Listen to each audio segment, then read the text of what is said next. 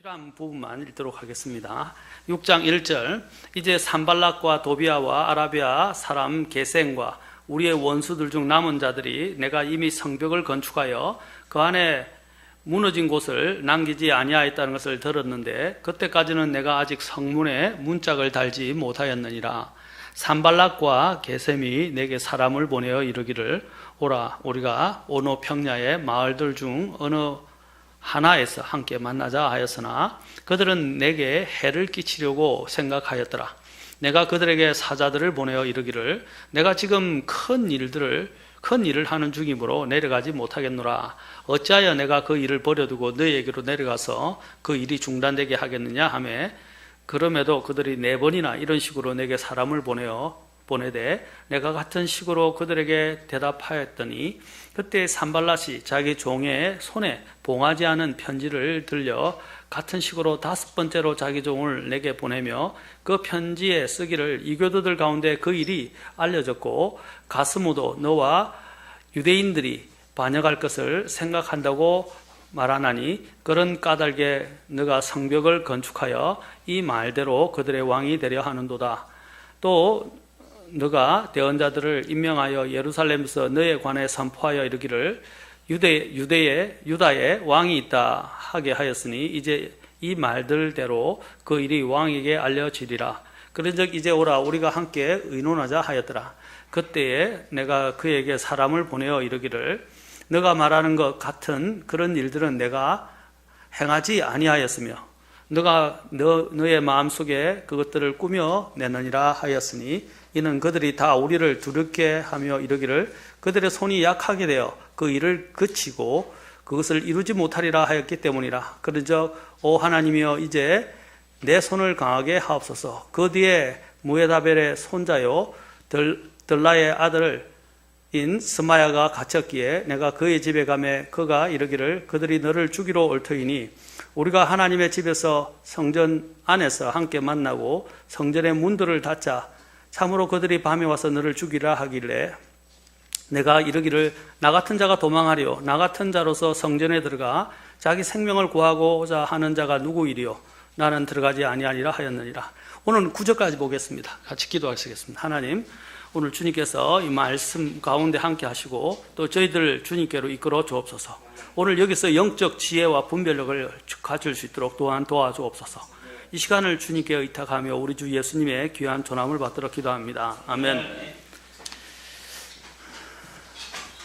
자, 오늘 오늘 느헤미야 6장에서 제가 선포하고자 하는 말씀은 사탄의 또 다른 공격 전술 또는 사탄의 또 다른 공격 계략이라고 할 수 있습니다. 사탄의 또 다른 공격 전술 또는 계략. 우리가 5장에서 이제 왜 내부적으로 대적들이 공격하는 것을 보았는데 첫 번째 우리가 보았을 때 조롱을 했고 두 번째는 위협을 가했으며 세 번째는 두려움을 안겨줬고 네 번째는 이제 그것도 안 되니까 내부에 있는 이기심으로 인해서 분열이 일어나게 만들었습니다. 이제 오늘 6장에는 그 공격 유형이 또 변화가 일어나기 시작합니다. 공격 유형의 변경. 사탄은 이렇게 계속해서 모양을 바꿔가면서 성도들과 하나님의 일들을 방해하려고 합니다. 느헤미야를 여기 보면 6장에서 느헤미야를 함정에 빠뜨리는 적들의 계략을 우리는 계속해서 보게 되는데 특히 6장 1절부터 9절에는 이 함정에 빠뜨리려고 계략을 세웁니다. 그 중에서 두 가지가 대표적인데 첫째는 느헤미야를 함정으로 유인해서 제거하려는 것이었습니다. 두 번째로는 느헤미야에 대해서 악성 루머, 우리가 아는 이런 나쁜 소문을 퍼뜨려서 위험에 빠뜨려 성전 재건 사역을 중단시키는 것이었습니다. 이 중상모략이죠. 이제 우리가 보게 될 다음에 또 보게 될 것 같은데 또 6장 10절부터 또 14절에 보면 이제 거짓 대언자들을 고용을 해서 느헤미야를 함정에 빠뜨리려는 적들의 계략을 보게 됩니다. 그리고 이제 6장 15절부터 19절 마지막까지는 이제 예루살렘 성벽이 마침내 완성이 되고 대적들이 그래도 계속적으로 방해하는 또한 내용들이 또 담겨 있게 됩니다. 이래 보십시오. 얼굴의 모양을 계속 바꿔서 끊임없이 사탄은 공격한다는 사실입니다. 성벽이 재건되고 난 이후에도 이 공격은 계속됩니다. 이제 우리가 여기서 배울 수 있는 점이 많이 있습니다. 자, 오늘은 1절부터 9절까지만 한번 보도록 하겠습니다. 성벽 건축 공사는 백성들 사이에서 이제 이전에 앞장에서 그 백성들 사이에 있는 불씨를 제거함으로써 내분의 갈등의 문제를 해결하게 되었지만 이제 되면서 계속 성벽 건축의 일들이 가속화되었습니다. 성전이 아니고 성벽입니다. 성전은 이미 에스라 시대에 건축이 되어졌습니다. 이제 성벽 건축이었어요.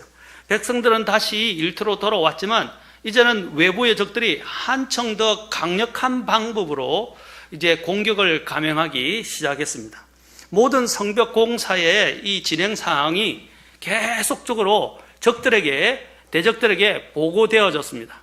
그래서 적들은 그것을 들으면서 이것들을 방해하려고 계속해서 안간힘을 쓰고 있는 것을 보게 됩니다. 1절에서 보십시오. 성벽 건축이 거의 완성되어서 이제 성문에 문짝을 딱 달기만 하면 성벽 공사가 완료되는 그런 시점에 이르게 되었습니다.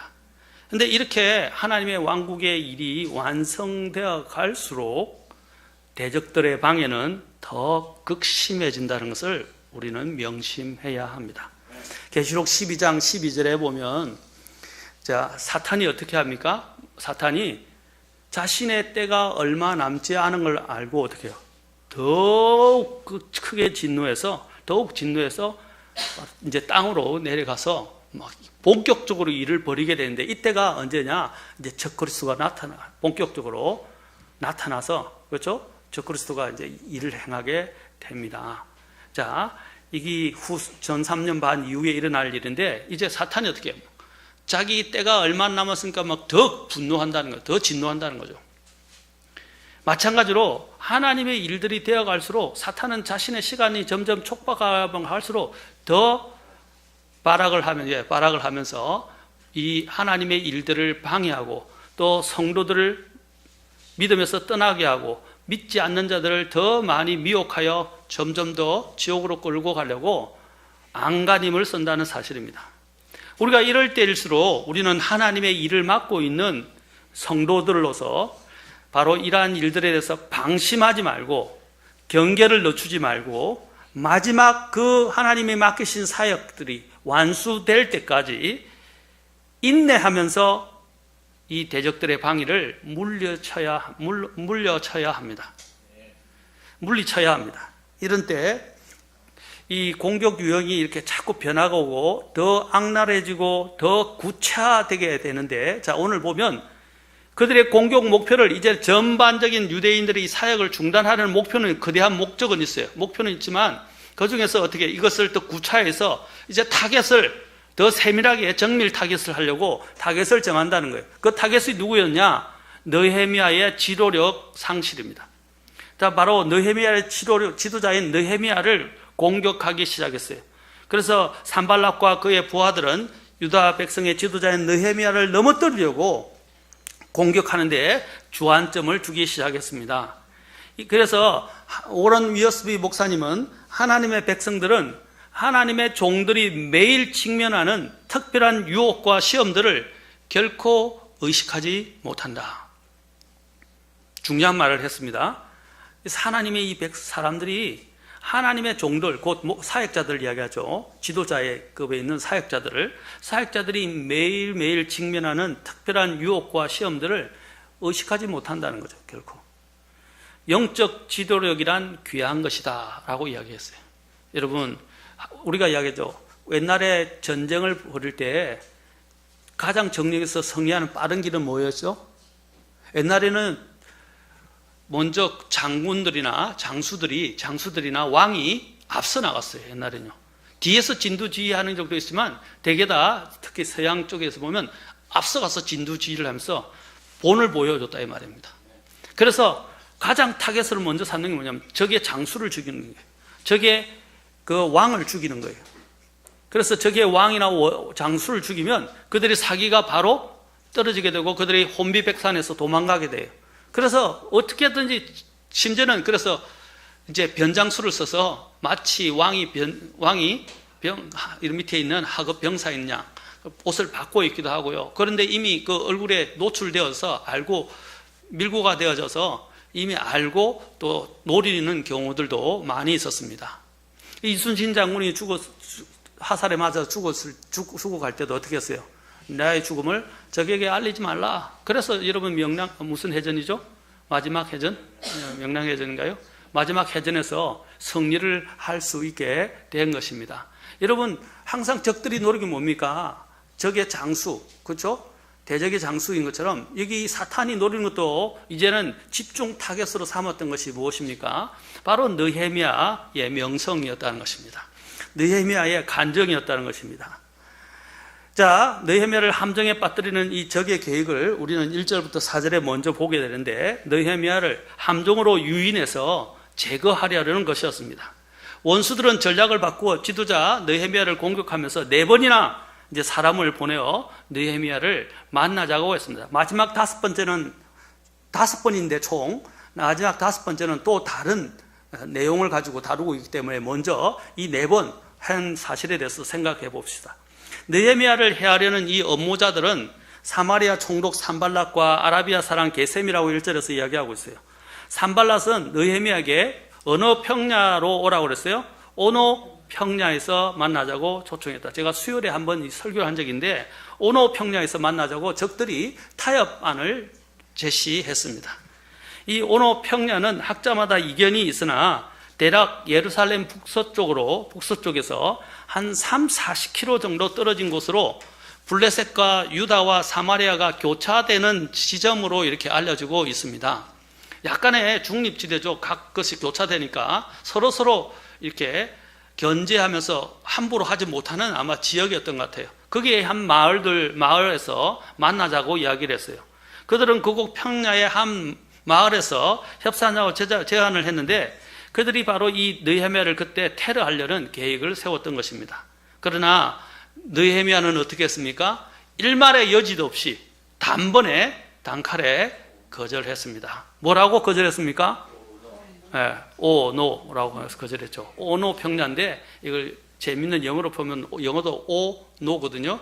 그래서 그걸 칸말을 찍어서 분리시키면 노하고 거절하는 평야가 되는 것입니다.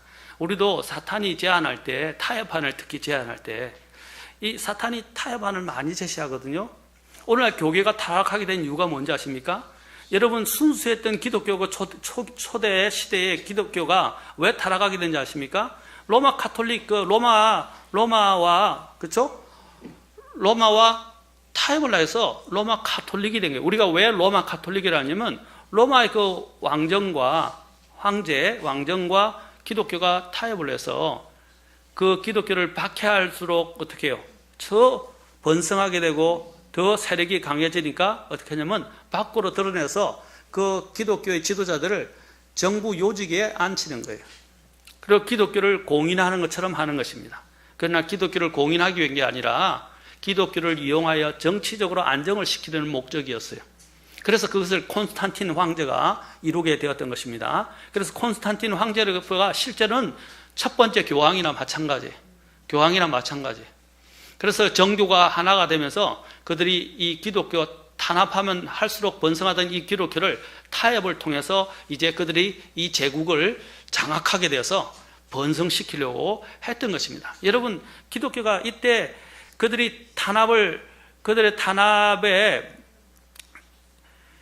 늘 핍박을 피해서 믿음을 지켰던 사람들이 두 가지 반응이 일어났어요. 한 가지는 뭡니까? 그들의 제안을 받아들이고 정부 요직에 앉게 되는 사제들이 있었어요. 사제들이나 그 주요한 또한 목회자, 사역자들이 있었어요. 그러나 이것은 분명히 성경적으로 잘못됐다 해서 지하로 들어가게 됐어요. 그 지하를 우리가 카타콤이라고 부르죠.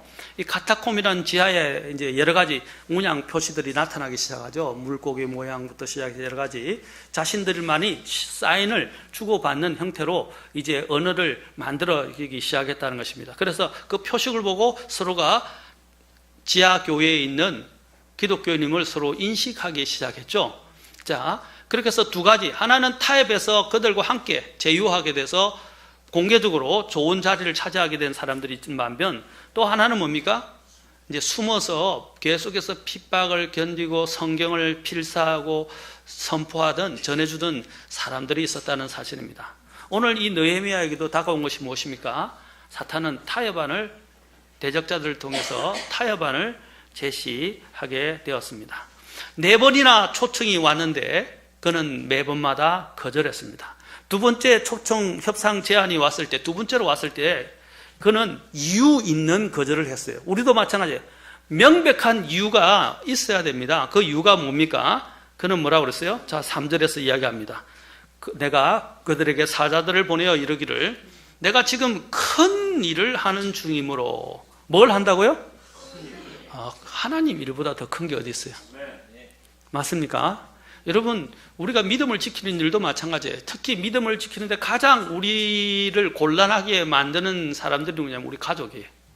특히 불신 가족, 아니면 육신적인 가족. 가족들이 뭡니까? 됐어, 하나님 고만 경배해, 이 정도만 하면 돼.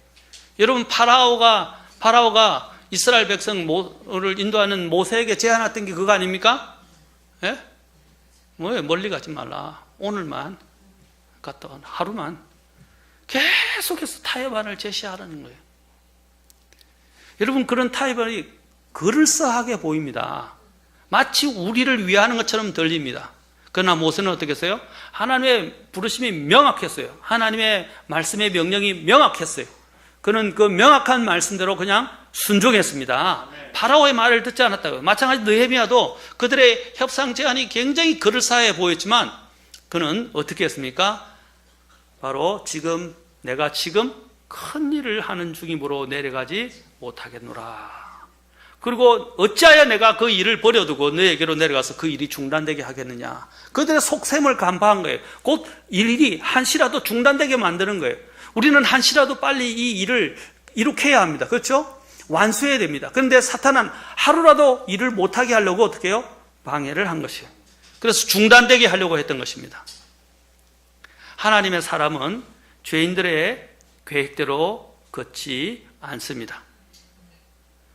그들의 협상 초청은 호의에서 나온 것이 아니라 그 기회를 이용해서 느헤미야를 암살하거나 예루살렘을 습격해서 그것을 파괴하고 성전 공사를 허사로 돌아가게 하려는 속셈이었던 것입니다.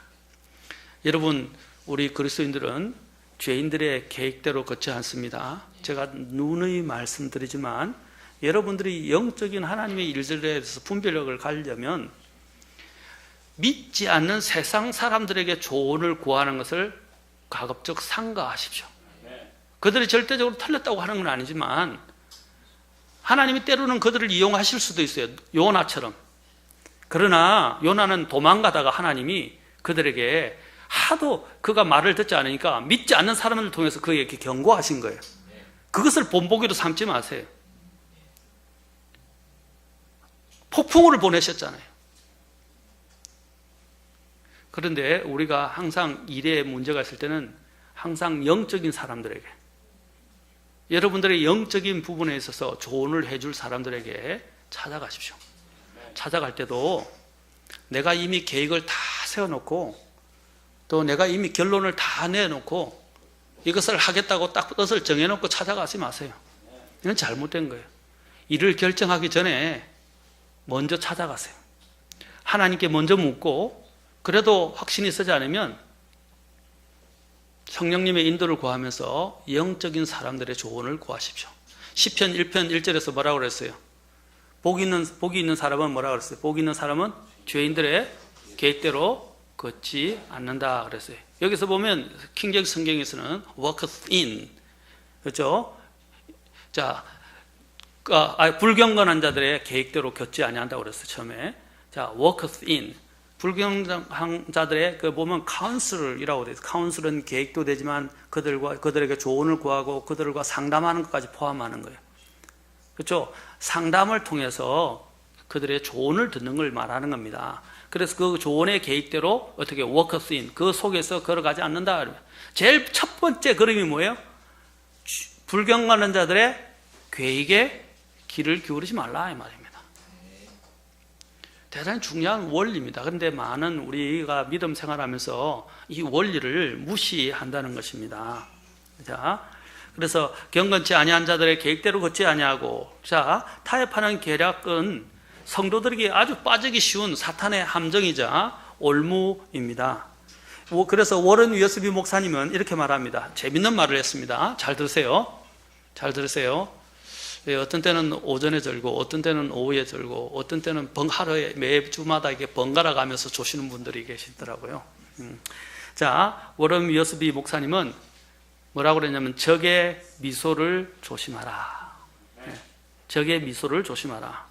사탄이 친구로서 나타날 때가 다른 어느 때보다도 더욱 위험하기 때문이다.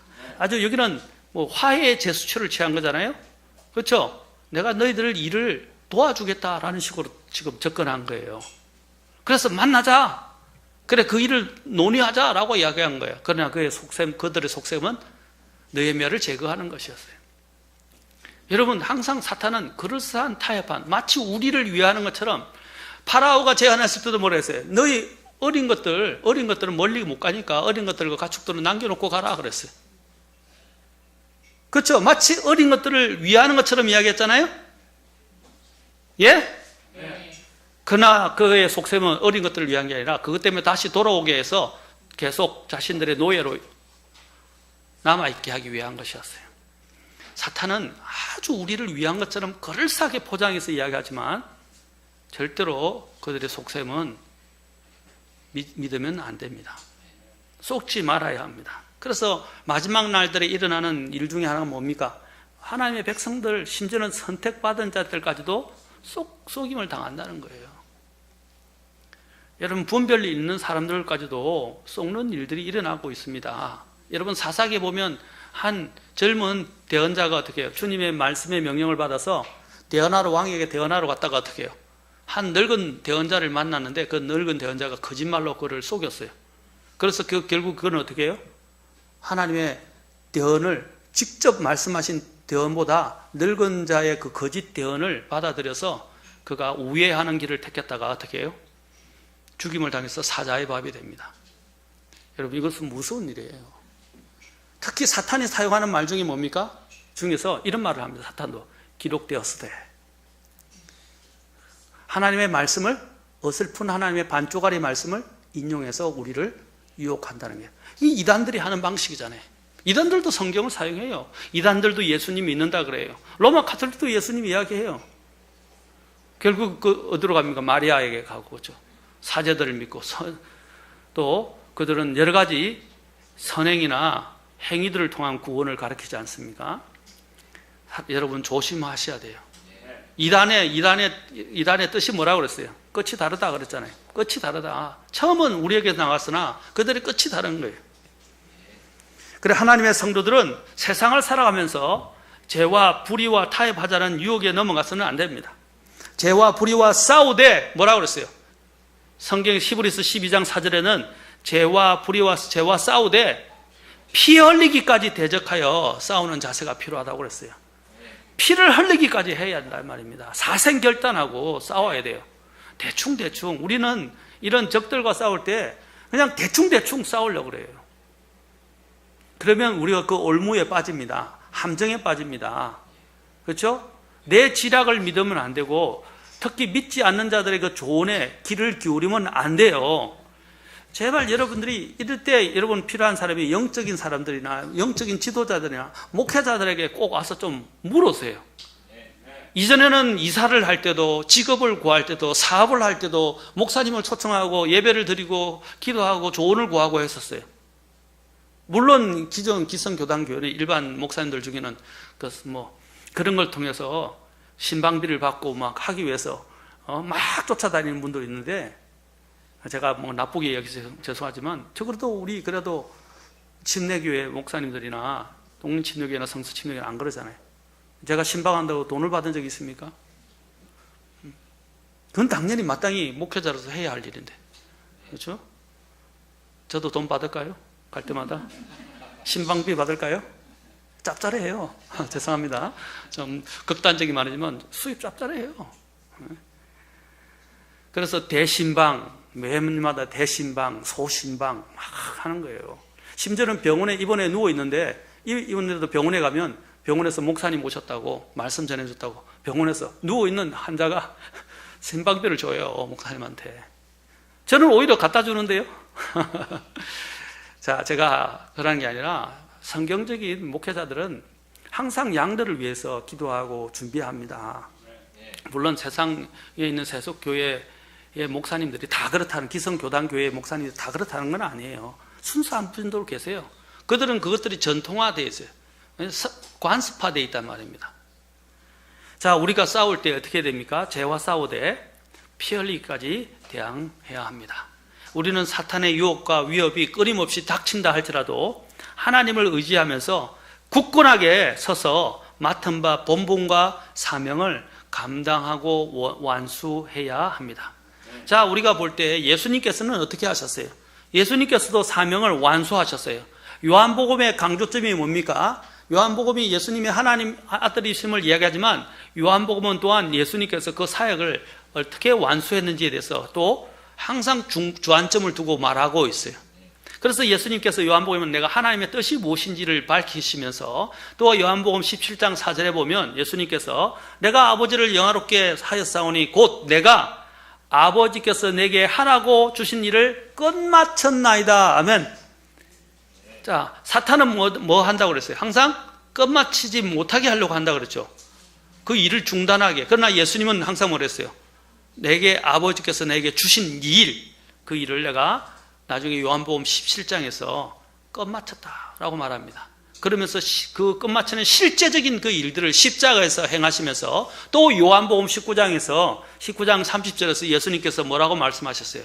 식초를 받으신 뒤에 다 이루었도다. 똑같이 finished. 똑같이 주님께서는 다 이루었다. 예수님은 끝까지 포기하지 아니하시고 하나님이 그분에게 맡기신 그 놀라운 구속 사역을, 중대한 구속 사역을 완수하셨습니다. 사도 바울도 뭐라고 그랬어요? 내가 선한 싸움을 싸우고 나의 달려갈 길을 마치고 믿음을 지켰다. 사랑하는 성도 여러분, 아까 우리 자매가 암송했는데 처음과 나중이 다른 것에 대해서 암송을 했죠. 어떤 사람은 처음은 대단하지만 나중에는 뒤처지고 뒤에서 믿음에서 떨어져 나가는 사람이 있어요. 그러나 처음은 미약하지만 후에 더 하나님 앞에서 그 일들을 잘 완성해서 하나님께 칭찬받는 사람도 있어요. 처음이 중요하지 않아요. 처음도 중요하지만 처음보다 더 중요한 것이 나중의 일입니다.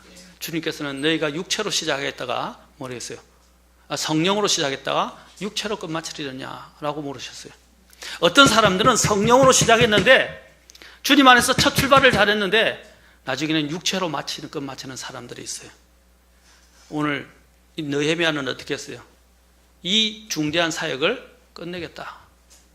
그 일에 그는 주안점을 두고 초점을 맞추고 전심전력으로 나아갔다라는 것입니다. 이 하나님의 일을 하는데 구약 잠언이나 전도서에서도 많이 나오는데 이런 사람들이 있어요. 신실하지 못한 사람은 시린 이에 그렇죠? 식초 같다. 눈에 연기와 같다고 그랬어요. 이 신실한 사람을 보내는 것은 정말 힘든 거예요. 신실하다는 건 뭡니까? 끝까지 그 일을 수행해 내는 사람입니다. 하나님이 찾는 사람은 신실한 사람이에요. 자신의 자리를 지킬 줄 알고 자신의 믿음을 지킬 줄 알고 또 자신에게 하나님이 부여하신 그 사역들을 끝까지 완수할 수 있는 사람입니다. 이 세상을 살아가는 그리스도인의 삶은 경주예요. 이 경주를 우리는 마쳐야 합니다. 마치십시오. 그는 이제 여기 보면 이 느헤미야는 자신이 부여받은 하나님의 비전에 포커스를 맞추고 하나님의 큰 일인 이 성벽 재건에 집중하고 전신전력했습니다. 그래서 그가 맡은 중차대함, 이 사역의 중차대함을 전념하고 그것을 알고 있었기 때문에 그는 어떻게 했어요? 적들의 협상 제안을 단칼에 거절한 것입니다. 무엇에 초점을 맞추고요? 내가 큰 일을 한다. Great work. 큰 일이란 말은 대단한 그냥 일이 아니라 이것은 다른 것과 바꿀 수 없는 우선순위에 있는 일이라는 것이에요. 그렇죠? 우리는 우리의 유리하고 불리한 것에 따라서 자꾸 우리의 이런 상황을 바꿔갑니다. 계획을 바꿉니다. 우리는 우리에게 이득이 되고 이득이 되지 않는 이익 여부에 따라서 또 상황, 계획을 또 바꿉니다. 하나님의 일들은 그런 식으로 해서는 안 됩니다. 우리도 하나님의 이 높은 부르심과 하나님의 영광을 결코 잊어서는 안 됩니다. 사도 바울은 자신 앞에 놓인 하나님의 높은 부르심의 상을 향해서 그는 달려갔다고 말하고 있습니다. 그는 믿음을 지켰고 자신의 경주를 달렸으며 완수했습니다.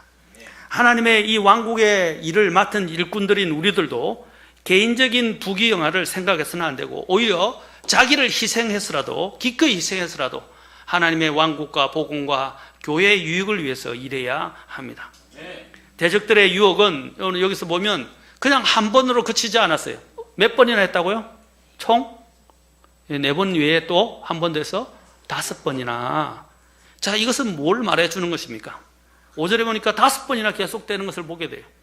우리는 여기서 하나님의 일을 방해하고 반대하는 대적이 얼마나 집요하고 얼마나 끈질긴지를 보게 됩니다. 끝까지 우리를 지치게 할 만큼 마귀는 집요하게 공격을 한다는 거예요. 계속 제한하고 얼굴을 바꾸고 또 공격 방법을 바꾸고 달랬다가 위협했다가, 그렇죠? 또 나중에는 마지막에는 중상모략이 나오는데 중상모략했다가 안 되니까 나중에 다음에 보겠지만 거짓 대언자를 고용해가지고요, 갖은 악랄한 방법들을, 교묘한 방법들을 다 사용하는 것을 보게 됩니다. 여러분, 지면 안 돼요. 그래서 성경에서 갈라디아서 말해 선을 행하다가, 잘 행하다가 지치지 말지니 때가 되면 거두리라 그랬어요. 선을 행하다가 지치지 말라 이 말입니다. 우리는 지치기 쉬워요. 막 힘들고 일이 안 풀리고 사탄이 계속 방해하죠. 내가 하나님의 일을 하는데 자꾸 낙심할 일들이 생기고, 그러니까 어떻게 이제 막 지치고 그만두고 싶고 포기하고 싶어져요. 그럴 때도 어떻게 해야 됩니까? 계속 가야 됩니다. 저도 목회자로서 죄송하지만 매일매일이 전쟁이고요, 매일매일 여러 가지 일들에 쌓이다 보면 이제 목회 그만하고 싶다 하는 생각이 많이 들어요. 이전에는 제가 목회 선배들이 나이가 좀 들어서 나 빨리 은퇴해야 되겠다 이야기 되면 왜 은퇴를 하냐고, 목회자에게 은퇴가 어디 있냐고, 하나님의 부르시면 은퇴가 없다고 이렇게 이야기했는데, 이제 나이가 들어가면서 특히 나이가 들 뿐 아니라 점점 오래 가면 갈수록 지쳐서 힘이 들어요. 영적 싸움은 끝도 없고, 또 성도들을 돌보는 이 일도 끝도 없고, 계속 지치더라고요. 그러니까 어떤 생각이 드냐면 그만두고 싶다, 쉬고 싶다, 그냥 마음고생 안 하는 일을 하고 싶다 그런 생각도 들어요. 여러분 자식들 키우면 그렇잖아요. 언제 이 마음고생을 고치겠느냐. 목회자도 그래요. 양들 내서 늘 마음고생해요. 히브리서 13장 17절에 보면 뭐라 했어요? 그들이 자신이 회개 보고해야 할 사람인 양 늘 그들 혼을 위해서 깨어있다라고 이야기되어 있어요. 목회자가 그래요. 정말 지치고 힘들고, 또 아까도 얘기했잖아요. 이들이 일을 하다가, 대적들이, 원수가 일을 하다가 안 되니까 누구를 공격한다 그랬어요? 지도자인 느헤미야를 공격한다 그랬어요. 마찬가지입니다. 느헤미야를 공격했듯이 마찬가지로 하나님의 항상 이런 영적 인도자들을 사탄은 호시탐탐 계속해서 공격하고 집요하게 공격을 합니다. 지금 무려 5번이나 그에게 공격을 합니다. 우리 성도들도 이런 한두 번 유혹이나 시험을 물리친 것에 대해서 내가 이겼다 하고 막 기뻐하고 안주하지 말고, 물론 기뻐해야 할 일이죠. 기뻐하고 안주하지 말고 계속해서 정신을 차리고 깨어 있어야 돼요. 왜냐하면 고린도전서 10장 12절에서 그런즉 스스로 서 있는 줄로 생각하는 자는 넘어지지 않도록 주의하라 그랬어요. 자신이 섰다고 생각하면 안 돼요. 우리는 목숨을 다하는 날까지, 주님 품에 갈 때까지 이 영적 싸움은 계속됩니다. 그래서 한번 이겼다고 기뻐하고 막 방심하면 안 돼요. 그래서 베드로전서 5장 8, 9절에서는 이렇게 말합니다. 정신을 차리라, 깨어 있으라. 너희 대적 마귀가 울부짖는 사자같이 두루다니며 삼킬 자를 찾나니. 자, 정신을 차리고 깨어있어야 하는 이유는 계속 마귀가 돌아다닌다는 거예요. 저도 그래요. 교회에서 어떤 문제가 생기잖아요. 어떤 성도에게 문제가 생기잖아요. 이 성도 때문에 기도하고 신방하고 찾아가고 문제가 해결되잖아요. 그런데 나중에 보면요, 이 성도가 회복되면 갑자기 저쪽에 있는 비성도가 실 이렇게 영적으로 처지기 시작해요. 또 그 성도 찾아가서 또 하면 또 어느새 그 병이 이쪽으로 C성도에게 옮겨가 있어요. 그러면 막 보면 재밌어요. 이 한 가지 일이 생기잖아요. 그 동일한 유형 패턴의 일들이 돌아가면서 이렇게 번지기 시작해요. 우리가 감기를 앓으면 어떻게 해요? 집에 감기를 앓으니까 아내가 앓고 아이들이 앓고, 그렇죠? 이렇게 병이 자꾸 이렇게 돌아가는 것처럼 내가 나았다 싶은데 보니까 이제 아내가 콜록콜록, 이제 아내가 또 나았다 생각하니까 또 아이들이 콜록콜록, 그렇죠? 영적인 일도 마찬가지예요. 여러분, 그래서 모든 성도들이 깨어 있어야 돼요. 아멘? 목회자는 더 깨어 있어야 되겠지만, 그래서 5장 9절에서는 믿음에 굳게 서서 그를 대적하라. 세상에 있는 너희 형제들도 동일한 고난을 겪는 줄 너희가 아느니라. 정신을 차리고 깨어있고 대적 마귀가 울부짖는 사자처럼 삼킬 자를 찾으니까 믿음에 굳게 서서 그를 대적하라 그랬어요. 자, 5절부터 9절에 보면 느헤미야를 이제는 어떻게 합니까? 4번이나 만나자도 안 만나니까 이제 5번째로 제안을 하는데 뭐라고 합니까? 편지를 썼는데, 자, 잘 들으세요. 편지를 썼는데 어떻게 해요? 편지를, 어떤 편지를 썼다고 그랬어요? 5절 잘 보세요. 자기 종의 손에 봉하지 않은 편지를 들려 같은 식으로 5번째로 자기 종을 내게 보내며. 잘 들으세요. 이게 뭐냐? 우리 사람 치지 말라고 그러더라고요. 그러니까 한 목사님도 따라한다고. 우스갯소리입니다. 자, 여러분, 옛날에는 어떻게 했어요? 실로 이렇게 묶어서 그 위에 인봉할 수 있는 거죠. 봉인을 딱 찍어서 쭉 눌립니다. 그러면 그걸 못 떼게 돼 있어요. 실을 못 떼게 돼 있어요. 그렇죠? 그런데 이 의도적으로 어떻게 했냐? 봉인을 안 했어요. 어떤 내용이 들어갔길래 봉인을 안 한 겁니까? 자, 그 말은 이걸 편지를 전해주면서 궁금하니까 그걸 다 사람들이 중간에 전달하면서 열어보게 하고, 그 열어본 사람이 그걸 가지고 소문을 퍼뜨리게 하네. 그런데 그 내용에는 뭐가 들었냐? 악성 루머가 나쁜 소문에 이 험담거리가 들어있다는 것입니다. 거짓된 이야기가 들어 있었다는 사실입니다.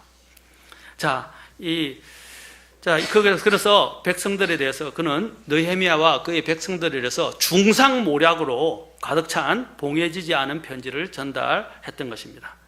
이들은 공개 편지를 보내서 유대인들이 이제 반역을 꾀한다. 느헤미야가 그들의 왕이 되어서 유대인들이 반역을 꾀하려고 하는 것을 느헤미야가 계획하고 있다라고 소문을 퍼뜨린 거예요. 자, 이런 일이 일어나게 되면 어떻게 되겠어요? 이 치명적인 이 악성 루머가 퍼지게 되면 어떤 일이 일어나겠어요? 2장 19절에서 한번 봅시다. 5장 6장 지고 계시고 2장 19절. 그가 말로만 했어요. 이제 말로만 2장 19절에 봅시다. 2장 19절에서 보면, 자, 2장 19절 하반절에 그들이 비웃고 조롱하고 비웃고 업심여기며 이르되 너희가 행하는 이 일이 도대체 무엇이냐? 너희가 왕을 배반하고자 하느냐? 이게 뭐예요? 모반이죠, 모반. 예? 반역이에요, 반역. 왕에 대한, 그 페르시아 왕에 대한 반역이란 말입니다. 반역을 꾀하고자 하느냐 하면서 그들을 공격했었어요. 그런데 지금은 그것이 더 구체화되어서 뭐라고 그래요? 이제 편지에다가 느헤미야가 반역을 꾀하는, 왕에 대해서 반역을 꾀한다는 거예요. 이러려면 이것이 왕에게 알려지면 어떤 일이 나죠? 예, 느헤미야는 극형에 처해집니다. 그리고 유대 백성들은 다 초토화돼요. 얼마나 페르시아의 권력이 강했습니까? 그리고 또한 그들은 어떻게 돼요? 바로 하나님의 중요한 성벽 재건의 일을 중단시키게 되는 것입니다. 그 일들을, 이 모함을 계획해서 봉인을 하지 않아서 모든 사람들이 다 보게 되고 알게 되고 알려지도록 만든 거예요. 얼마나 치밀합니까? 계획적입니까? 봉인을 하지 않았다? 이런 머리가, 이런, 죄송하지만 잔머리가 어디서 나오겠어요? 사탄에게서 오는 거예요. 사탄. 마음, 그들은 사탄의 수하에 있는 사람들 아닙니까? 여러분, 사람들의, 우리가 일을 할 때, 하나님의 일을 할 때, 사람들이 내게 대해서 무엇이라 말하는 것은 우리가 막을 수가 없어요. 그것은 사람 사는 세상에서는 늘 일어나기 마련이에요. 그것에 대해서 우리가 현명하게 대처하는 법이 무엇입니까? 느헤미야는 이 문제를 현명하게 대처하는데 어떻게 했어요? 그 대처하는 방법을 우리는 잘 알고 그 방법을 이겨야 합니다. 아까 사탄이 사용하는 방법 중에 하나가 뭐라고 했어요? 기록하였을 때라는 말이었어요. 맞습니까? 반쪽. 그가 이렇게 기록되었다라고 말합니다. 하나님의 말씀이 아닌 것들도 하나님의 말씀처럼 이야기해요. 기록되었다. 그걸 편지에 기록했잖아요. 기록되었으니. 이런 말이 떠돈다. 이렇게 했잖아요. 그런데 뭐라고 했어요? 뭐라고 그랬어요? 7절에 유대에 왕이 있다. 이 말대로 그 일이 왕에게 알려지리라. 자, 그 다음에 두 번째 뭐라고 그러냐? 아까 지금 가스무부터 시작해서 가스무도 누구도 이렇게 끌어들이죠? 뭐냐면 이렇게 합니다. 자, 잘 들으시죠? 실제 교회에서 많이 일어나는 일들이에요. 사람들이 다 말하던데, 이 사람 저 사람이 말하던데, 근데 꼭 사람들이 말 때 한두 사람 이야기한 걸 가지고요, 사람들이 다 말하는데 자기 편에 끌어들여서 자기 세력이 많다, 지지하는 세력이 많다는 걸 말하기 위해서 사람들이 다 말하는데, 또는 누가 이렇게 이야기하는데 아주 자세하게, 예? 내가 듣기로는, 예? 이렇게 말합니다. 이와 같은 말들로 소문을 퍼뜨리거나 거짓 유포하는 때에 대적들이 사용하는 방법이 바로 이것입니다. 도대체 누가 그렇게 말하는가? 저는 그렇게 하고 있어요. 누가 말하니까? 그러면 뭐라냐면 말 못해요. 그래요. 그런데 하여튼 많은 사람이 다 자기가 꾸며내놓고 이야기해놓고, 여기도 나오잖아요. 그 8절에 뭐라고 그랬어요? 너가 너의 마음속에서 그것들을 꾸며내었느니라. 재밌죠? 우리가 실제로 일어나는 일들이 성경에 다 나와 있어요. 자기가 꾸며내놓고 마치 다른 사람이 이야기하는 것처럼 자기 입장을 내세우고 자기의 목적을 달성하기 위해서 이런 거짓된 것을 사용한다는 거예요. 오늘날 가짜 뉴스가 막 유포되고 있는데, 그렇죠? 특히 박근혜 대통령에 대해, 이전에 전 대통령에 대해서 박근혜 대통령이 성적으로 엄단한 짓을 했나요? 약을 먹었었나요? 안 먹었죠? 밝혀진 게 없어요. 지금 태블릿 PC 문제도 아직 해결이 안 됐어요. 그런데 어떻게 해요? 가짜 뉴스를 만들어서 진짜 그렇게 한 것처럼 만들어서 탄핵까지 시켜버렸어요. 온 국민이 다 현혹돼 버렸어요. 여러분, 굉장히 놀라. 나중에 정권이 바뀌면 이게 완전 뒤집어집니다. 그런데 그들은 블랙리스트 때문에 수많은 장관들과 사람들을 처벌해놓고 지금은 그보다 더한 블랙리스트가 나오고 있어요. 환경부부터 시작해서 심지어는 어디입니까? 국가보훈처에서 곳곳에서 지금 터져나오기 시작하고, 김태우부터 시작해서 신재빈, 제가 지금 정치 이야기를 하는 게 아니에요. 여러분, 좌파들이 얼마나 무서운지 모르죠. 그들은 거짓말을 아무 양심에 끓이낌 없이 밥 먹듯이 해요. 공산주의자들은 자신들의 이념들을 완전히 완성하기 위해서는 사람을 죽이고 사람들을 무너뜨리는 일들이 아무것도 아닌 것처럼 합니다. 여러분, 나라 운명이 걸려 있어요. 제가 무슨 말이냐면, 이 공산주의자들은 항상 좋은 말들과 함께 합니다. 정의, 평등, 인권, 자유, 그 다음에 뭡니까? 동성애, 소수 인권에 대해서, 페미니즘의 인권에 대해서, 노동자의 인권에 대해서, 학생 인권에 대해서, 그러면서 가정을 더 파괴하고 있어요. 이게 얼마나 이상한 일들이 지금 일어나고 있습니까? 여러분, 깨어나야 돼요. 우리나라가, 그들은 기독교에 반하고 기독교인들을 제일 싫어합니다. 정신 차리셔야 됩니다. 정신 차리셔야 돼요. 우리는 이 가짜 뉴스 때문에 얼마나 많은 사람들이 희생이 되고 하나님 앞에서 무너져 내리고 있는, 교회도 마찬가지예요. 교회에서도 가짜 뉴스에 현혹되어서 교회가 무너지고 목회자가 그 목회직에서 물러나게 되는 일들이 실제로 많이 일어나고 있어요. 조심해야 됩니다. 하나님은 거짓말을 싫어하십니다. 거짓말은 사탄에게서 나오는 거예요. 보십시오. 이들이 하는 방식으로 가짜 뉴스, 거짓된 이 풍문을 퍼뜨려서 느헤미야를 넘어뜨리고 그 중대한 사역을 중단하도록 하게 하려고 하고 있습니다. 그는 1절에서 4절에 보면 이런 허울 좋은 협상을 통해서 유대인들의 일에 동참하겠다고 제의를 하고, 5절부터 9절에 보면 급기야는 느헤미야를 타겟으로 삼아서 지도자인 느헤미야의 명예를 훼손시키고 그를 나중에는 몰아가서 모반자고 선동자로 몰아가려고 합니다. 이때 느헤미야가 사용한 방법은 무엇입니까? 오늘 여기까지 보겠습니다. 끝납니다. 곧. 느헤미야가 사용한 방법 두 가지. 첫째, 느헤미야는 그들의 계략을 눈치채고 즉시 이른바 어떻게 그걸 공개해버립니다. 공개해버려요. 8절에서 공개하잖아요. 그때 내가 그에게 사람을 보내어 이르기를 내가 말하는 것 같은 그런 일은 내가 행하지 아니하였으며 너가 내 마음속에서 그것들을 꾸며내는 그 관계를 파악했어요.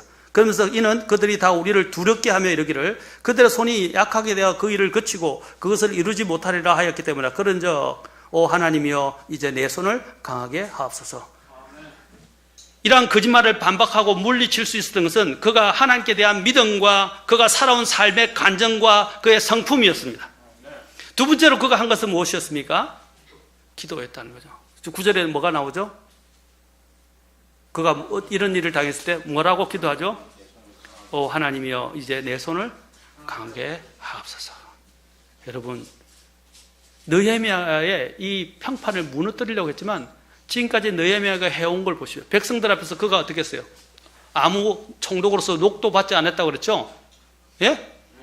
사람들에게 녹도 받지 않고 오히려 그 사람들의 이런 어려움들을 감안해서 자신이 오히려 희생했었습니다. 이미 그것이 알려졌고 느헤미야가 어떻게 살아왔는지, 그 총독의 일을 벗어버리고 하나님의 비전을 받아서 그렇죠, 비전을 가지고 이 먼 곳까지 오게 되었고 심지어는 총독으로서 누릴 수 있는 그렇죠, 권리를 행하지 아니하고 녹도 사람들에게서 받지 않았어요. 그래서 다 공개되었어요. 느헤미야 삶을 보면 아, 느헤미야는 그런 사람이 아니다. 또 느헤미야의 성품을 보면 그런 사람이 아니다. 느헤미야의 간정을 봐도 그런 사람이 아니다. 우리는 알 수 있어요. 맞습니까? 여러분 조심해야 돼요. 항상 험담할 때 그 사람의 인격을 공격합니다. 이 좌파들이 하는 거죠. 인격을 험을 내려고 그래요. 자신들도 거룩하지 못하면서, 깨끗하지 못하면서. 이런 공격을 할 때 우리가 할 때는 항상 간정을 지킨 것에 대해서 유의하게 해서 살펴봐야 됩니다. 그들의 말을 믿지 말고 그 사람이 진짜 어떤 삶을 살았는지 프로필을 보라 이 말입니다. 간정을 보라 말입니다. 지금까지 생애 양력들을 한번 보세요. 어떻게 살았는지. 그러면 해답이 첫 번째 나와요. 두 번째는 어떻게 하라고요? 느헤미야는 그럴 때마다 기도했다. 제가 오전에도 강조하지만 기도 외에는 방법이 없어요. 강력한 사탄을 물리칠 수 있는 유일한 도구는, 도구 중에 강력한 도구는 기도입니다. 오늘 느헤미야가 어떻게 기도합니까? 오 하나님이여 이제 내 손을 강하게 하옵소서. 다음 시간에도 또 기도가 또 나오는데 바로 이 문장, 이 6장에서 사랑하는 성도 여러분, 오늘 우리는 느헤미야에서 너무 많은 것을 배우게 됩니다. 하나님의 사람은 자신에 대해서 사람들이 무슨 말을 하는지 막을 수는 없어요. 그가 자신이 지닌 간정과 성품을 통해서 사람들에게 증언할 수 있고요. 또 하나님께서도 그의 증언자가 되어 주십니다. 사도 바울이 뭐라고 말했는지만 읽고 마치겠습니다. 사도 바울이 이렇게 이야기했어요. 사도행전에서 23장 1절과 24장 16절에 나옵니다. 자, 그가 두 번이나 양심에 대해서 이야기합니다. 뭐라 하냐면 바울이 공의를 진지하게 바라보며 이르되 사람들아 형제들아 내가 이날까지 하나님 앞에서 전적으로 선한 양심을 가지고 살았느라. 전적으로 뭐라고요? 선한 양심을 가지고 살았다. 사람들 앞에 이야기해요. 사람들 앞에 양심을 가지고, 전적으로 선한 양심을 가지고 살았다. 두 번째 24장 16절에서는 뭐라고 그러냐, 이 소망 속에서 나는 하나님과 사람들을 향하여, 누구와 누구? 하나님과 사람들을 향하여 뭐라고 그러냐면 항상 양심에 실족하게 하는 일이 없도록 스스로 힘쓴다. 아멘? 예, 그러면 사도 바울을 우리는 믿을 수 있다는 것입니다. 우리도 마찬가지입니다. 여러분, 양심은 뭐라고 그랬어요? 하나님과 관계에서, 그리고 또 다른 사람과의 관계에서 내 마음에 올바른가 아닌가를 가르쳐 주는 것입니다. 항상 양심에 꺼리낌이 없도록 선한 양심을 가지고 사십시오. 그러면 주님이 우리와 함께 하실 거고, 평가는 사람에게서 오는 것이 아니라 하나님에게서 옵니다. 왜냐하면 모든 심판은 주께로부터 오기 때문입니다. 사랑하는 성도 여러분, 오늘 느헤미야가 이러한 어려운 상황을 어떻게 이겼는지 보았는데, 다음 시간에 또 한번 느헤미야가 마지막에 더 어려운 상황이 오게 되는데 그것을 어떻게 이겼는지 또 한번 보도록 하겠습니다. 기도하시겠습니다.